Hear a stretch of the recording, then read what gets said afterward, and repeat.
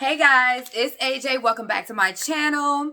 And hopefully you've already thought about 5 things that you're grateful for, because if you haven't, I am going to ask you to do so now. So pause the video and think of 5 things that you're grateful for. Write it down, put it in your phone, remind yourself, etc., etc. Repeat it and, get in that good mindset before we even get started.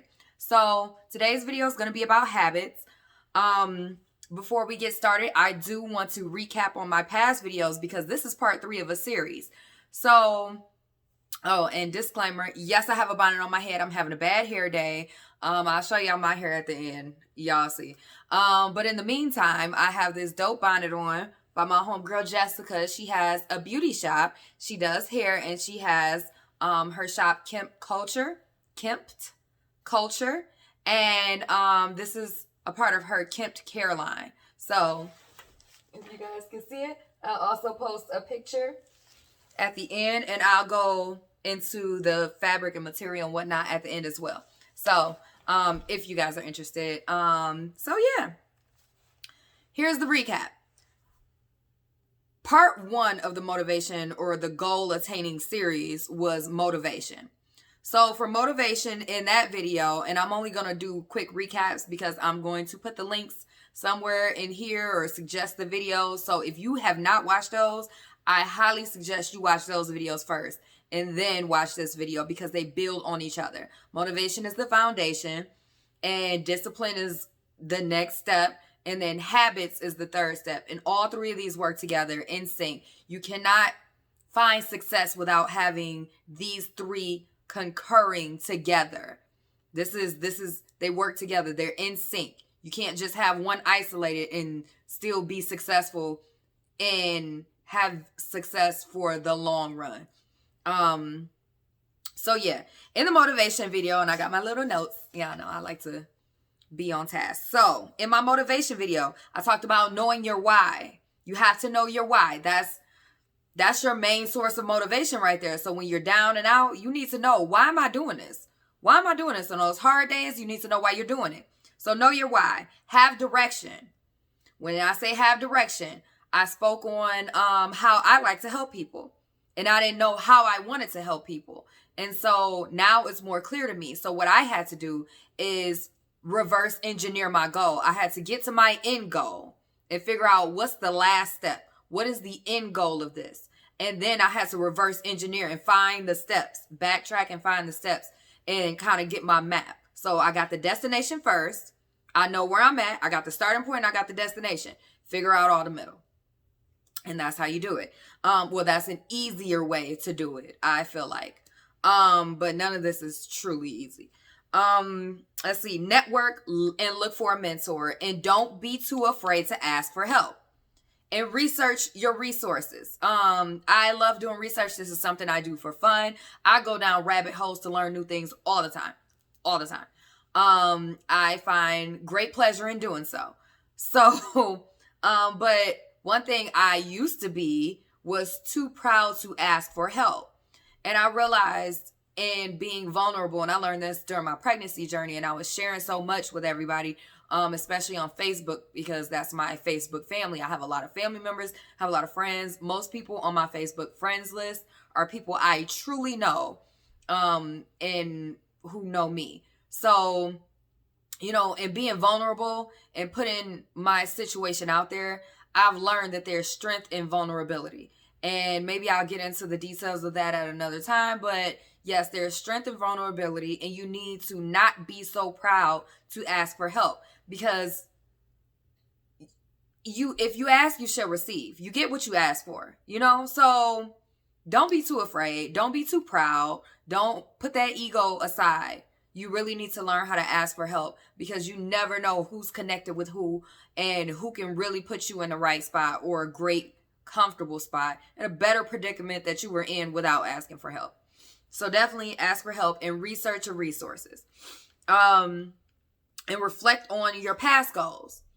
So one thing that gets me motivated is writing down all the trials and tribulations I've been through that I've overcome. Everything that you've ever been through, you've overcome to some extent, unless you're still fighting it today.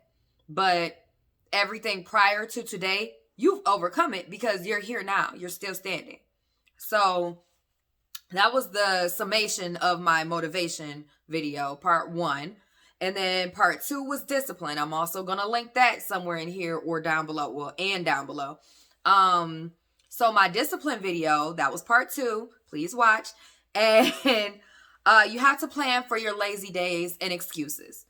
You know, I always talk about past me, present me, and future me. So present me always looks out for future me. Or I at least try to always look out for future me. So if I know I'm not going to feel like going to work in the morning, I will make sure that everything is set up for myself, for my daughter, and for everything to run as smoothly as possible in the morning. So I can put as little effort as possible because I know I'm not going to want to do it. And I'm like, okay, if I could just get up, if I could just get dressed. Okay, my clothes and everything's set out. Her bag is already packed. Blase split, like her clothes are together. Let's get it. We got this. One step at a time. I make it easy for my future self.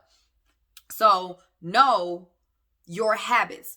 Your past habits can tell you something about what you may do in the future. They don't always determine it, but it can tell you a lot about what you're going to do in the future. So think of the excuses that you've made to yourself or others in the past and try and combat that. Come up with plans that you know will work if you felt lazy or you felt down and you started coming up with all the excuses. And I gave examples of this in my video about discipline, so please watch if you have not. And just do it. Just do it. Seriously, Nike, there you go. Just do it. That they made that their slogan for a reason.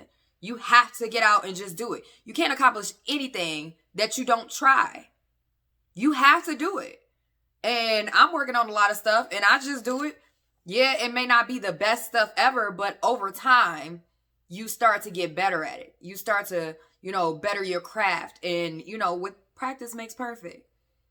Everybody gets better at something. We all suck when we first start something. Well, for the most part, unless you have a natural knack for it. But you still have to refine that knack and use that talent to build skill. And then those work together and then you become super talented. But you don't have anything if you don't just get out and do it in the first place. So just go do it. Hold yourself accountable. And this is huge because we have to hold ourselves accountable. We can't just keep coming up with excuses for ourselves. We have to sit there and say, okay, I made this goal. Now I have to hit this goal. If I didn't hit this goal today, guess what? I'm going to try again. Like, for example, I told myself after Thanksgiving, I was going to do a 3-day fast. I lasted one day. And I didn't like how that went. So guess what? Starting tonight, I am starting my 3-day fast over. And that's just how it's going to go because I'm going to continue to do this until I reach my goal. I have a specific reason why I want to do 72 hours for a goal, for a fast. And I need to do it. There's no other way around it. So now I have prepared myself and let me go back. Delayed. So I talked about hold yourself accountable. Delayed gratification.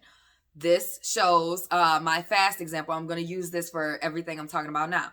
My fasting example for delayed gratification. My delayed gratification is me eating in 3 days. Like, I want to eat now.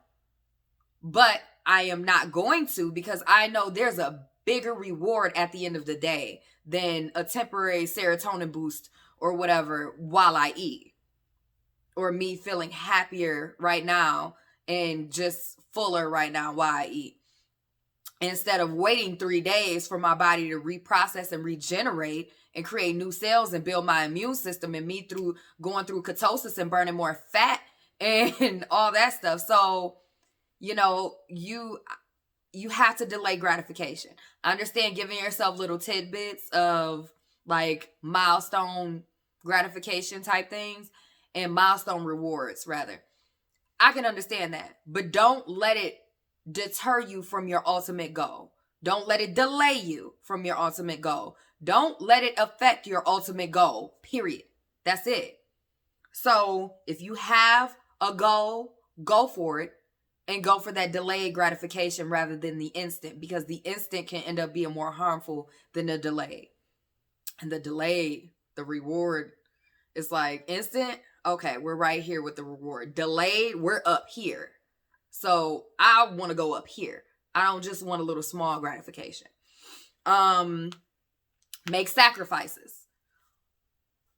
For my fasting situation, my sacrifice is not eating. One thing that I find about eating is, it builds a sense of community. And I have certain times where I want to eat with my family and eat with my friends or, whoever I'm around. And that builds a sense of community and nutrition. And I want to, show that example of healthy nutrition to my daughter, et cetera, et cetera.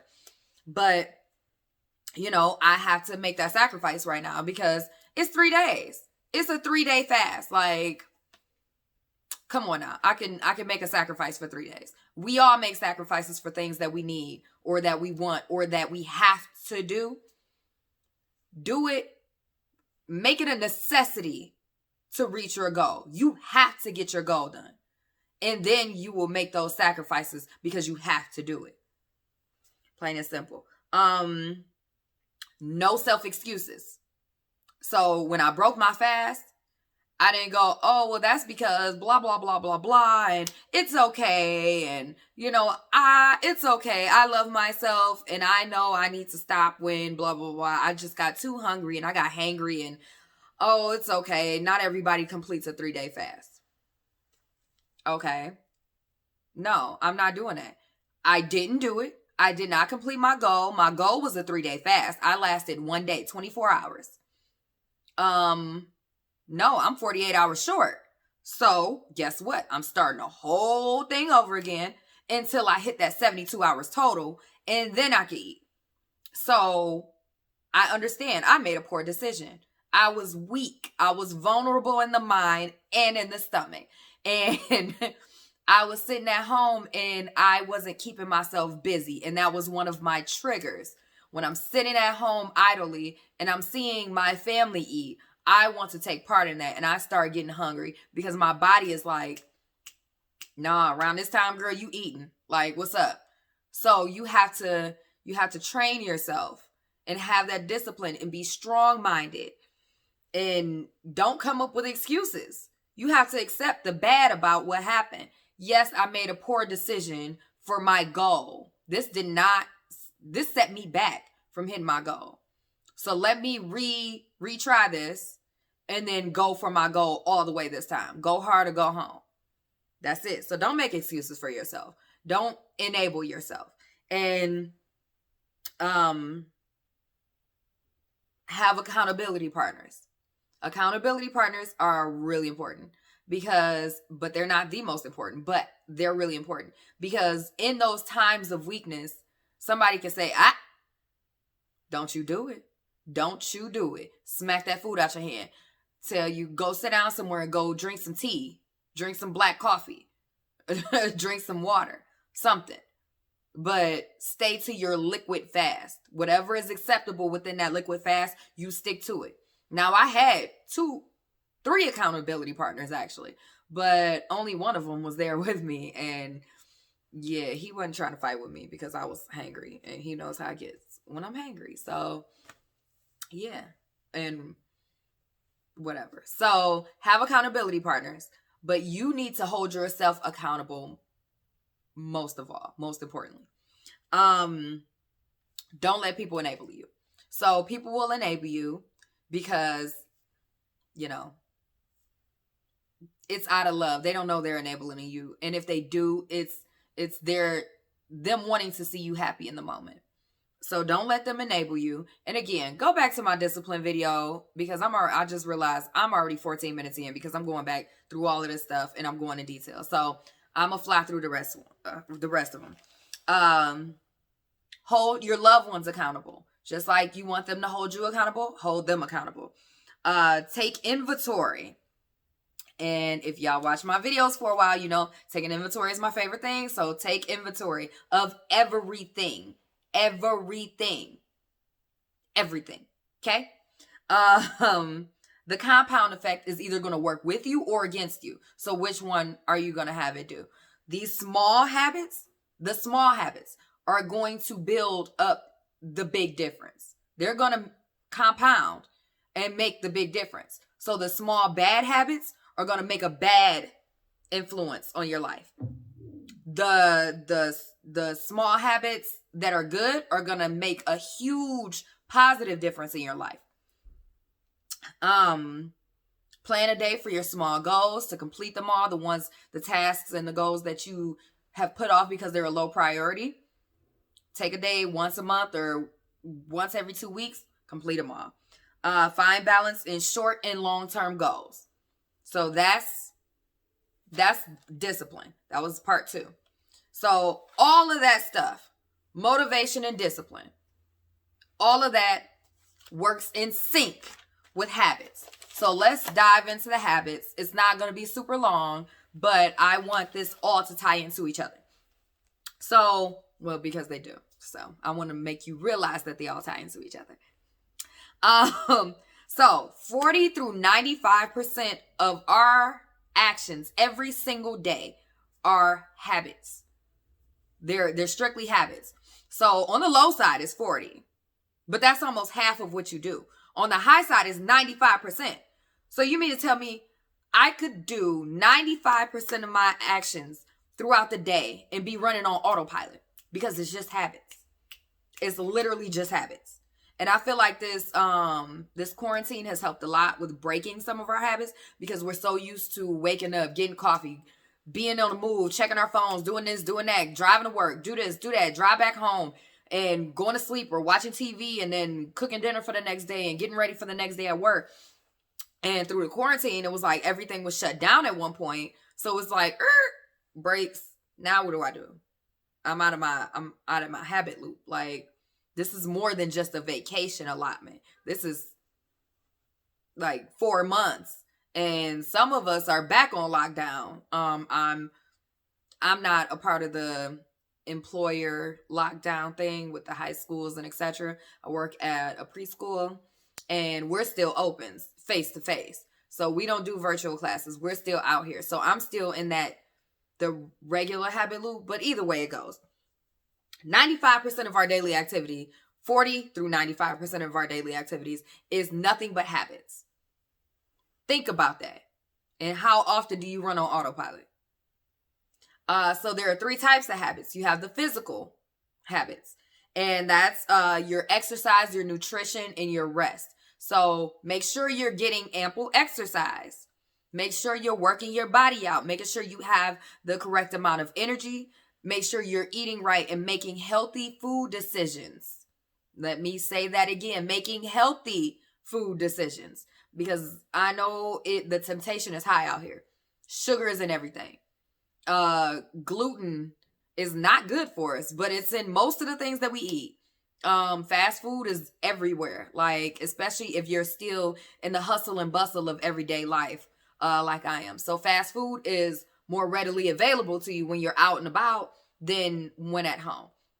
But even so, if you don't feel like cooking, DoorDash is just a couple clicks away. Grubhub, Uber Eats, hit them up. So try not to do that. Make sure you get the proper nutrition. Even if you do hit those places up, you still have fine dining restaurants that you can order from. And make sure you order the healthier items. And rest. Listen. Rest is so important. I've talked about this ring so many times. My ring is not just a fashion ring. This is a sleep ring. It tracks my sleep. It tracks my activity. It tracks my heart rate variability. It tracks my sleep temperature. It tracks my steps. It tracks everything I do throughout the day. But most importantly, in my sleep. How much REM sleep, how much deep sleep, how much light sleep, how much movement I have in my sleep. And then I can take inventory and see what were the factors. My sleep latency. And that means how long it took for me to fall asleep. And how many times I awoke through the night, even when I wasn't aware of it. And that way I can take inventory. Okay, I slept good last night. What did I do before I went to sleep so I could do that again? Or I got some trash sleep last night. What happened? Or what did I do? Did I eat before I went to sleep? Was the temp too high? Was I hot? Did I keep waking up because I was tossing and turning because I was hot? Was I cold? Like, you have to take inventory and you have to make sure that you get enough rest. So start paying attention to your environments and maybe keep a sleep journal. I'm really a big proponent on taking inventory and keeping track of everything in your life. So if a sleep journal works best, and you say every morning, like, hey, woke up feeling this way, blase split, and I'm pretty sure they have templates online for this. I woke up, I feel this way. Before I went to sleep, I ate this. I felt like this. The temp was this. Whatever the case may have been, or I was upset about this. So blah, blah, blah. And then you realize what aids your sleep and good rest and what does not, and approximately how long your sleep cycle should be. And a little tidbit of information, I heard sleep cycles run about every hour and a half, so you should time your sleep by the hour and a half. So when you wake up, and I've started doing that, and I tell you one thing, because you want to wake up in a REM cycle. You're more alert and ready to go when you wake up out of REM sleep than any other kind of sleep. So yes, it is. Baby, when I said I started doing this and I feel so much better, I'm like, that little tweet did that much, made that much of a difference. Like, in the mornings, I'm usually dragging for coffee or caffeine. I got caffeine pills. I have coffee. I go get like 3 extra shots of espresso in my coffee. Like, I need caffeine, or I drink energy drinks, the healthier kind. I don't think any energy drink is truly healthy. So the healthier kind. And, you know, I always needed caffeine, but now I'm starting to wake up and I'm like, okay, I feel a little better. Like, I can actually roll with the punches. I don't get that crash until a little later in the day. So yes, physical habits are extremely important. Then we have productivity habits. Productivity habits are your routines, processes, and procedures. Routines. Oh, every day I drive this way to work. Instead of driving the exact same way to work, switch it up every now and again. Just switch it up. And then it could put you in a different mindset. It could change things up. It can liven things up. So you want to make sure, sorry for the interruption. I had a little interruption on my recorder. But you want to liven things up by changing up your routines and your processes and your procedures. So that little drive, changing that routine up, changing that route up, that could be the spark in your day that could change your whole routine off. And then you're not running in autopilot anymore. You have to pay attention because your brain is like, we don't do this. We don't normally take this way. What's going on? Like, you're more conscious, you're more aware. And then you start making those conscious decisions instead of those autopilot, because I do it this way all the time type of decisions. Habits. So you want to make sure that you create good processes, good procedures, have a task manager, use a task manager rather, unless you want to use a person. If you have money for a personal assistant, by any and all means, go ahead with your bad self. But I don't. So, well, it's not in my budget. So, I usually do, I do schedules, I do to-do lists, and then I just make sure I track back at them, and then I pay attention to what usually takes me how long, so that in the future, when I schedule something, I know approximately how long it's going to take me to do it. And then that way I can schedule my day appropriately, so everything runs smoothly. I can get everything done. We're efficient. We're done. We're good. And we can move on to the next day and the next set of tasks. So make sure time management is so essential. So essential. And I cannot stress this enough. And I spoke about it a little earlier, and I definitely spoke about it in my discipline video on part 2. So check that out again if you have not already.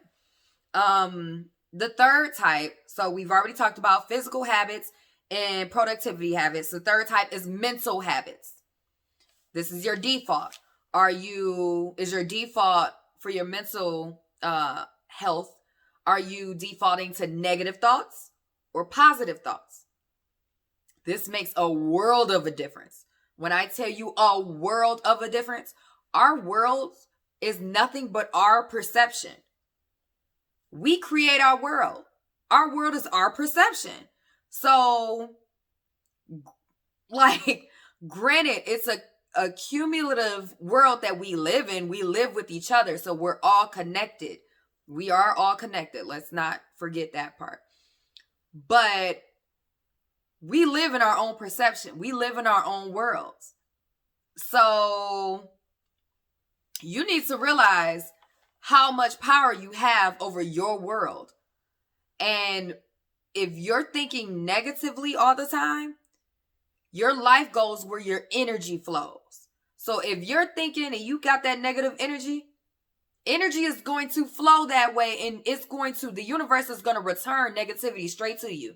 And then you're going to get stuck in a loop because it's going to be a confirmation bias to your mind. You're going to be like, oh, such and such and such. This is going to be a bad day, blah, blah, blah. And then all this bad stuff starts happening to you. And you're like, see, I knew it from jump. It's going to be a bad day, blah, blah, blah, blah. And then you keep speaking it up and putting energy towards it. So it keeps giving you back negativity. You've manifested this. You have to realize your mental means everything. Everything in your life. So if you have a positive mindset, have you ever met a person and they just kind of coast along and good shit just happens to them and it doesn't seem like they put much effort into it, but they're always just kind of like weighing with the wind. They're a free spirit. They're cool. Like they just got this loving, free spirited heart. They manifest that shit. Like they're such a positive predisposition that they're like, things will work out. Things will be great. And obviously when they say that, they trigger something in their subconscious. So then their body flows. They do the same thing. They do things and take actions to create that is going to be okay and whatnot. They follow through with their actions to make sure it's okay. But the universe is just like, oh, yeah, I'm going to give you that positivity that you're giving out to me. It's like a frequency. It is a frequency. Energy is frequency.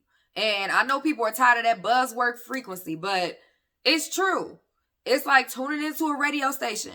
Okay, so I'm going to tune in with this negative. I'm going to tune in with these low vibrational vibes that I have onto this negative stuff. And it's going to play all this stuff that's negative and demeaning and violent and all this stuff. And I'm going to just get rowdy and get angry. And it amps me up. And now I'm upset and whatnot. And then I pause it. Like, you know what? I'm grateful for the day. Turn my frequency up, tune into another radio station, and it's all positive and self-love and love for others and community and awareness and happiness. And I'm grateful for this. I'm grateful for that. I'm grateful for you. I love you. I love me. Like, and then you're like, damn, I do love me. Today is not so bad. Like, it's a pretty good day. All of that makes the world of a difference. I'm telling you. And then positivity, whatever your energy is, it can rub off on other people. And I know you guys know this. So realize that there is science behind all of this stuff. It's science. We are creators. We are made in His image. We are very powerful. I'm going to leave it at that. We are very powerful. So I talked about productivity habits, physical habits, and mental habits. Those are the three types. And what you can do to, I clarified the definitions and some examples of what that would entail. The highest that I know you want to change habits. So I want you guys to come up with a list of the habits that you're aware of that you're not so proud of. The habits that you may want to change. Say, you guys write it down. Oh, I overeat sometimes. I snack too much or something like that. Figure out a list of habits. The most scientists recommend that you work on at a time is up to 3. Up to 3 habits at a time. And a lot of people talk about the 21-90 rule. So dedicate yourself to a goal for 21 days. And work on it every one of those 21 days consecutively. By that 21st day, it should become a habit. A starter habit, but a habit nonetheless. And then after it becomes that habit, you work on it for an additional 90 days. Then it becomes an engraved habit, like second nature. That's when you can run autopilot because this is a part of your routine now. This is a part of your day. You disrupt your brain and you say, hey, no, this is what we do now. Follow through. And then your brain is like, okay, Okay, she's doing this like every day now. Okay, so I'm gonna just make it more efficient for her, and I'm gonna already get her set up. I'm gonna get her. Habits have triggers. You have something that triggers you, and then you're like, oh, that bell rang, that means I have to be at class. You know, there are triggers, and there are different scientific and psychology experiments on this, and they are mind-blowing. So please look it up, do some research, because I'm telling you, oh my God, I could get on stories about this all day. The mind is amazing. Like, y'all don't even understand how much I love psychology and the study of this stuff. Like, but habits is one particular one that I'm extremely interested in because it affects me. It affects my success. So, and if it affects yours, it affects all of our success. So I really would go for maybe 2 habits at a time. Or if you're just starting off and everything, and you are not sure how you're going to take the habit or follow through with it, 1 at a time would be best. If you feel like you can handle it, 2. I wouldn't suggest 3, honestly. I think 2 is enough because when you start trying to juggle too much, they all fail and fall through. So you don't want to give yourself too much pressure to change too much.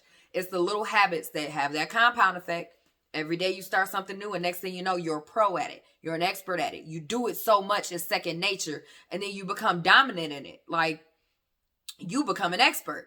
And then you increase your skill set and your worth, your net worth at the end of the day. So let's get this bag. Let's better ourselves for ourselves and not anybody else. And let's make these habits good. Some positive habits that I know I do and that have helped me tremendously, and one that you guys hear me talk about all the time, gratitude practices. I will literally, listen. Gratitude practices have changed my life, have changed my whole demeanor, have changed my maturity level, have changed my happiness, have changed the way I look at the world. Because at the end of the day, the beginning, middle, and end of the day, I am grateful that I am still alive. Every single day, I get to wake up and try this thing called life all over again. Every single day, I wake up to see my beautiful baby girl. Every single day, I wake up to enjoy love, to be loved unconditionally, to love unconditionally, to see my community, to see the people I care for, to make a difference in other people's lives, to do what I want, to make choices to do what I want and to become better and to leave a legacy and create generational wealth and do all of that stuff. I get that second chance, third chance, fourth chance. I get this chance every single day that I wake up. Every day. So I'm grateful. I'm grateful I get to breathe air. I'm grateful I have all of my limbs. I'm grateful for everything. Granted, I have stuff wrong with me. Yes, there's stuff wrong with me, but why dwell on the negative? The negative I'm going through ain't going away no time soon. So, like, as far as like my health and stuff like that. So, why dwell on it? Be more positive and be more proactive about it. And make sure I'm making more health conscious decisions to live in the best predicament that I can. And that's all we can do. No, we don't control everything in our lives, but we have a whole lot of control of most things in our lives. So why not take accountability and take control of that? Realize what we have and be grateful for it. I'm grateful for the sunlight. I'm grateful when it's wintertime. I'm grateful for the rain because it creates growth. I'm grateful for the trials and tribulations because you know what? I've learned the most when I was going through it. Never realized how strong I was until I went through some of the stuff I went through. And in retrospect, I'm like, damn. Like, I went through it, but I made it through. And it made me who I am today. Because if I didn't go through half the stuff I went through, I wouldn't be young and dumb. I would be old and dumb. Like, and naive as hell. So I'm happy and I'm grateful for all of that. I'm grateful for the home I live in. I'm grateful for everything. I'm grateful for YouTube to have this platform to express myself, and for people, my followers. I'm grateful for you guys because you guys are actually watching it and learning something, and I'm helping you in some aspect. So, and you're helping me in an aspect because I want to help people. And if I'm making some kind of a difference, it makes my heart happy. And that's really the goal of all of this. So gratitude practice has changed my life. So I started with 5 things a day that I'm grateful for. Then it became 5 things in the morning, 5 different things at night. Then it became 10 a day, or 10 in the morning, 10 at night. And now it's just a thing. Like, even when I find myself getting triggered negatively, I'll be like, I'm so grateful that I'm not in a worse predicament. There are other people. I'm so grateful for this. I love myself. I am loved. I am cared for. I am in such a wonderful situation in life. I'm so grateful. Like, and I live in love and I live in gratitude. And that has changed my whole perspective. Half the things that I get mad about don't matter in the big scheme of things. It's not going to matter next week. It's just some shit happening right now that irritates me or irks me.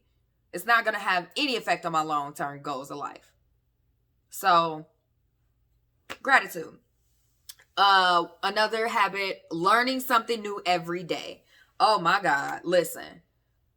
People be looking at me like, girl, you just know everything, don't you? Like, and it's not like, I don't try and be like the know-it-all or, oh, I know such and such and such, because honestly, the more you know, the more you realize you don't know shit. That's just like, that you're like, wow, okay. Like, so, but it's like, I can have conversations on multiple genres and things of that nature, and people are like, you can keep up with all of this, and I'm not, I don't know. Like, and it's like, because I like to learn stuff. I like to learn random facts. I like to learn things, whatever. And if I hear something randomly that intrigues me, I ask about it, and then I go and I research it. I Google it, and then I fall down this whole rabbit hole. Next thing you know, I spent 2 weeks researching this stuff, and I'm like, oh, I know this and that and this and that and this and that. And then they're wondering about that and blah, blah, blah, blah. Like, so I make sure, and that's why I make sure I filter what I consume and what I'm exposed to. So I don't go down that rabbit hole for things that don't matter. I go down that rabbit hole for things that I feel would bring me enjoyment, or would help me progress in life, or would help my skill set or my goals, or will keep me in a conversation in a networking event. So where I know my stuff well enough to, create networks and friendships and build rapport with people. So it's not like I'm trying to figure out what happened to Cardi B in her marriage or whatever the case may be. That's not the type of research I do. I could care less, or I couldn't care less rather, about what these celebrities' lives are going through. Like, I don't care. I care about what's going to make me a better person, and what's going to bring me the bag, and what's going to help other people out and help everybody eat around me. Like, that's what I care about. So learning every day has helped me with that. I spoke on this earlier, but eating well has made a tremendous difference in my life, because it has contributed to my energy levels, my mental clarity. I get a brain fog when I eat trash, like a straight up brain fog. I start forgetting stuff. I just can't concentrate and focus as much.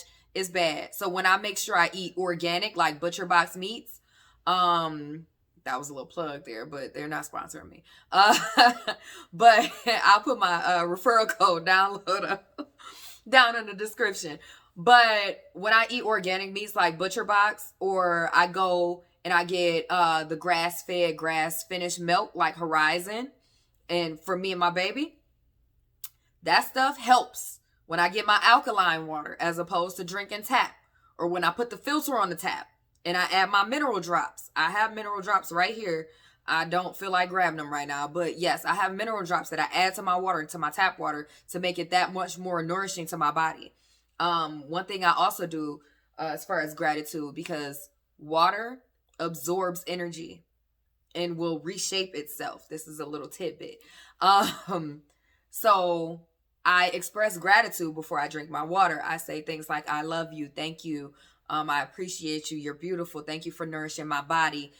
Thank you for, whatever. It's kind of like saying a grace for your water, because water changes shape. And if you say negative things to water, it gets very harsh looking shapes. And there are scientific studies on this. But if you say beautiful things to water, it gets beautiful shapes, almost like snowflakes and, You know, you could tell it was loved, and it expresses love in the way it takes form. It can also express hate and anger and frustration in the way it expresses itself. So, you know, and that's one thing.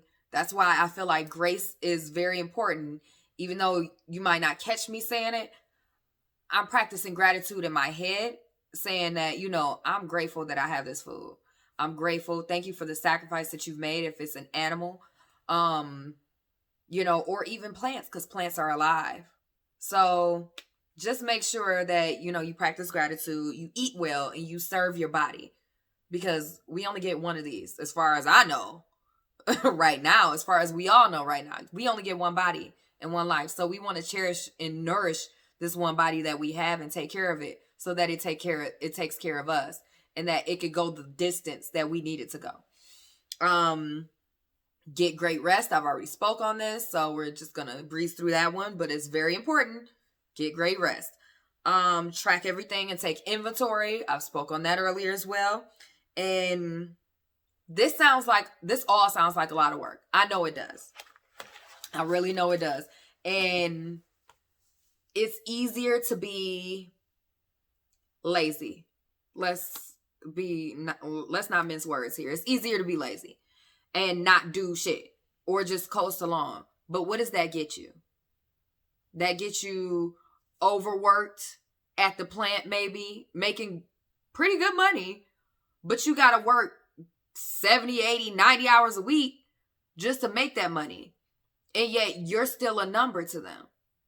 No offense to the plant life. None at all, because I know y'all make good money.